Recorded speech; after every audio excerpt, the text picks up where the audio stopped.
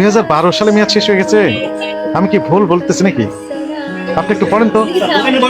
না না, দেখেন তো 2012 সালে মেয়াদ শেষ হয়ে গেল নাকি? এটা 13 সালে মেয়াদ শেষ। কত সালে? 2013 সালে। এটা কত সাল? 10 বছর কোথায়, 12 বছর হয়ে যাচ্ছে। কয় মিনিট হবে এখানে? 10 মিনিট, তাই না?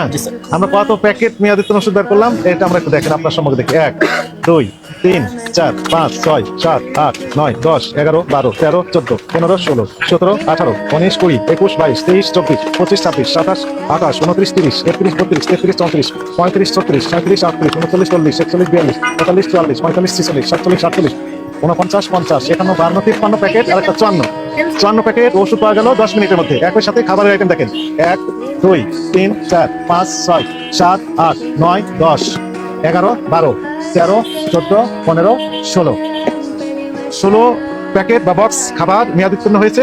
আর এখানে ওষুধ পেলাম কত বক্স? 54 প্যাকেট। 2013 সালে মেয়াদ শেষ হলো, আজকে 2025 সালে প্রত্যেকটা মেয়াদ উত্তীর্ণ ওষুধের জন্য আলাদাভাবে 50,000 অর্থদণ্ড অথবা 1 বছর কারাদণ্ড অথবা অভিদণ্ড হতে পারে। তাহলে 54 প্যাকেট আর এখানে 16, দুটো যোগ করলে কত হচ্ছে? 70 প্যাকেট। 70 গুণ 50,000 যদি আমরা ধরি 35 লাখ টাকা জরিমানা হতে পারে, অথবা 70 বছরের কারাদণ্ড হতে পারে। মানুষ তো 70 বছর বাঁচে কিনা আল্লাহ জানে।